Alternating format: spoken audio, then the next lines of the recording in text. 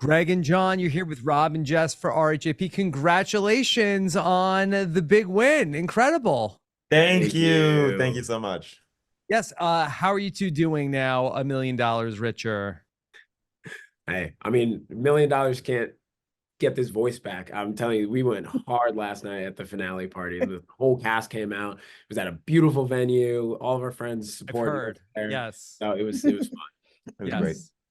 Yeah, I don't really have much of a voice today either. Um, I wanted to talk a little bit about the final memory challenge. How on earth did you crush that so hard so fast?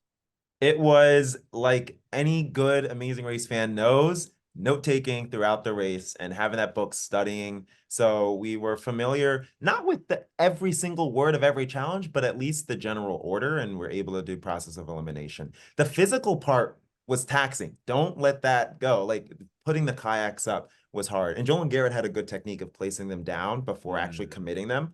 But that was difficult. And on top of that, we had to do oars and match a photo of the pit stop to the country that it was in and put that on where the kayaks were lining up. So it had its own parts, but just took our time and had a lot of pressure. Yeah. Pressure helps. Yeah. You all had a dominant win. It seemed as though that once you got locked in, that it was first, four in a row, and then a couple of seconds as well.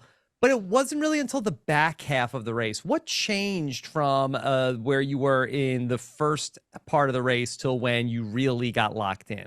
Yeah, that's a good question. I feel like the biggest change was the difference between us not having a say in our directions, aka the tuk-tuks, the taxi drivers, the boat drivers, and then coming into the self-driving legs. Those self-driving legs, Johnny's great with directions. I'm a good driver. We really were able to find our stride, especially like in Germany. In Germany, after we did the rappelling with the Wittens and the coins and all that, we were pretty much in last place. Other than the Philly Johns, we were pretty much in last place.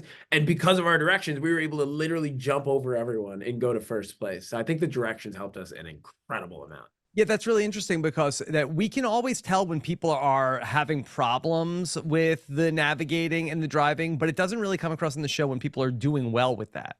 Yeah. It's editing just cuts it out and has someone just show up Just early. get there. Yeah. Yeah, and just get there It's for very sure. boring. Yeah. It is. But we also learned just how to race, like how to read the clue. We accidentally let our taxi go before we needed it at some points. And at the hay challenge, didn't know we needed to fill it up all the way. Like we just didn't read our clue. And it took 5 legs for us to realize, oh, we just need to read our clue. Well, we definitely saw that attention to detail was maybe the one tiny problem that the two of you struggled with. And in that final task at the rock club, we see you messing with that amp for what felt like a very long time. How did you finally figure that out? Shame on me because I played electric guitar for like a decade now and just haven't done something like that.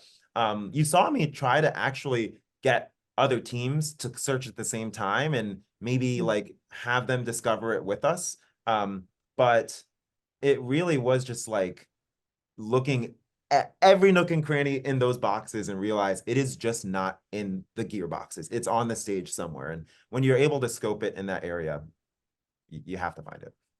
Yeah. I mean, in fairness, if you're playing electric guitar, the tiny amp is not going to have that thing that comes off the top. Yeah. I'm not playing like La Fonda or whatever. That's the band true. was. Yeah. So in this Seattle scramble, it seemed like that the one piece of this that you had the most trouble with was the glass blowing and how many attempts it took. Can you talk a little bit about the frustration of getting so close so many times? Yeah, we got so close so many times. And that was honestly that was one of the more proud moments that I've had of us on the race. And I mean, Joel and Garrett, they're a great inspiration because like when you're behind like that, you really just got to keep a good attitude. And every single time we didn't get it, even if it was, like whatever, that millimeter off, we were just like, all right, on to the next one. Like this next one's it. Like we're going to get this next one. But the frustration was building, especially after, 30 minutes past, 35 minutes past, 45 minutes past after Joel and Garrett leave. We're like, oh, this starts to look like it's going to slip. And you realize like one of our biggest weaknesses is we are impatient as heck with the demonstrations.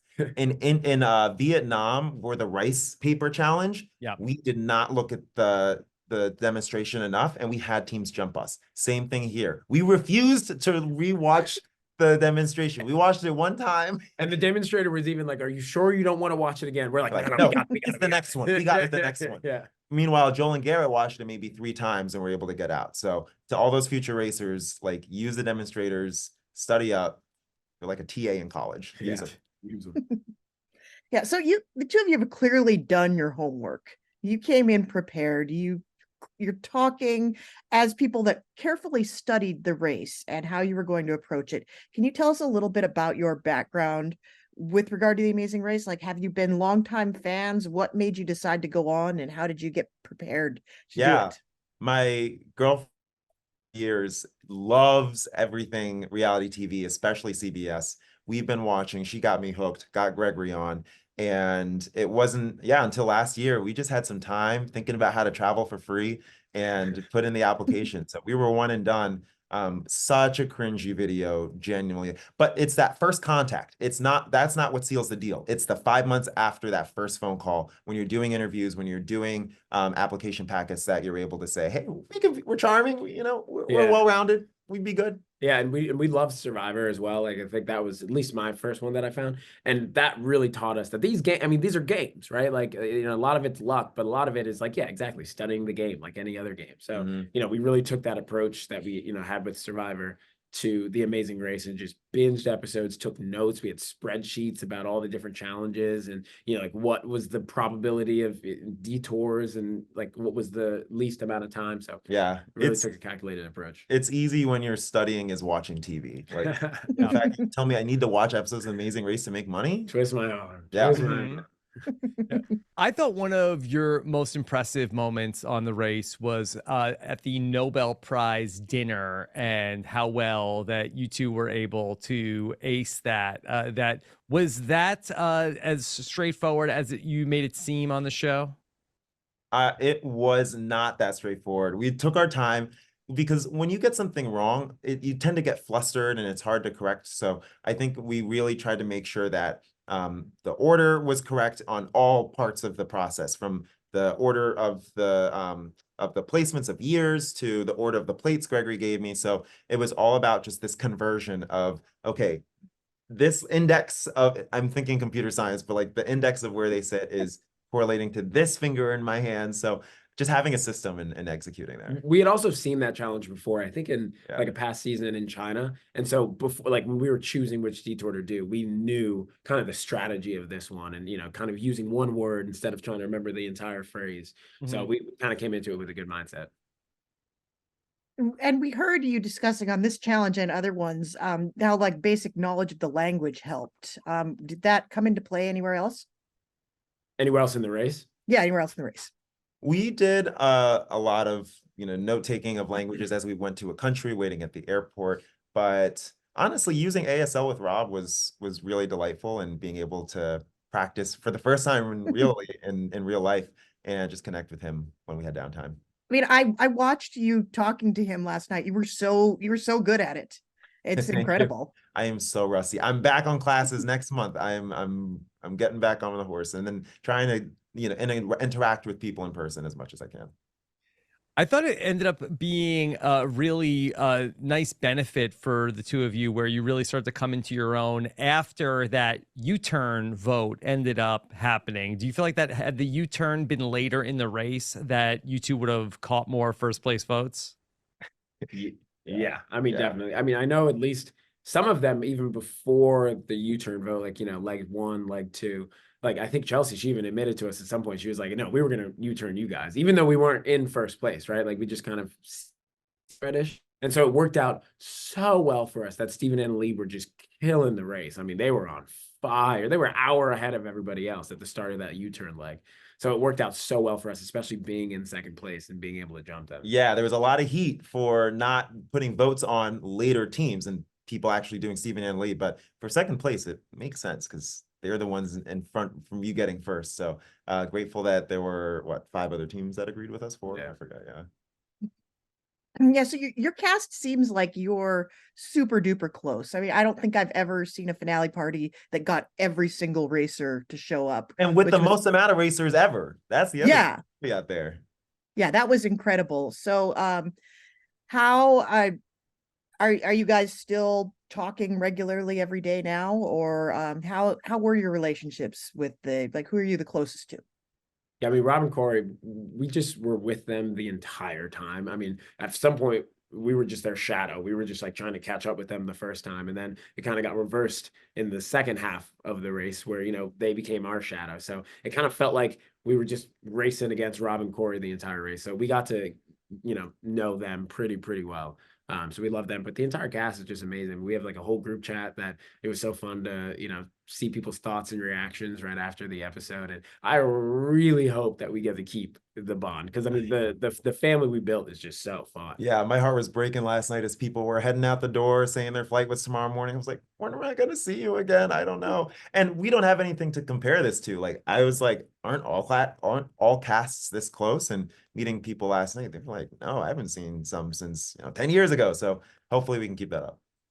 Now, when you are such proficient navigators and drivers like you two ended up being, how do you deal with these teams that are following you and tailing you from place to place? Yeah, I mean it's kind of risky on them. Like even this past episode, Stephen and Lee started following us, and it worked for Robin and Chelsea, worked for some other teams, but we ended up getting lost during Ireland. So Stephen and Lee following us kind of hurt them. So it didn't bother us too much as long as they didn't try to pass us at the very end or do anything shady. It didn't kill us, but yeah, Yeah. it's not too. It's a fun. technique, and we had our fair share of like foot race follows. It's, I think, a little bit different of a context, but you got to do what you got to do. It's you gotta do. about getting to the mat first. Especially when you're in the back. Like when you're in the back, it's a dog fight. Yeah. You just gotta just figure No out how rules to in the get it. back. Yeah. Uh-huh. So what's your policy on helping the other teams? Because we see you try to do that a little bit, or at least try to get them to help you. Do you have like set rules for that? Yeah, looking back, I think we were pretty generous on the knowledge. Of course, it helps to be in front of the other team or have more progress to give them advice. And you saw it start to drift away too. Like once we got to Germany, Corey asked, I think at the Hey Challenge, like, what are we supposed to do? And we're just like, reach a clue, reach a clue. Like all the teams started getting to that point. But yeah, no real plan going in. Yeah. Yeah. Okay. Well, I know you guys have to run and get to a lot more press today, but I just want to congratulate you two again on the very dominant win. Jess, they were my winner pick when we did picks after episode number 1. So thank you, Greg John. You made me proud, especially. So great job. Really nice to get to talk to you, and hope we get to hear more from you in the future. Okay. Of course, Thank yeah, you thanks so for having much. us. Love listening to your podcast. So Thank Oh, cool. Thank Thank you so you. much, guys. Yep. Bye. See ya. bye.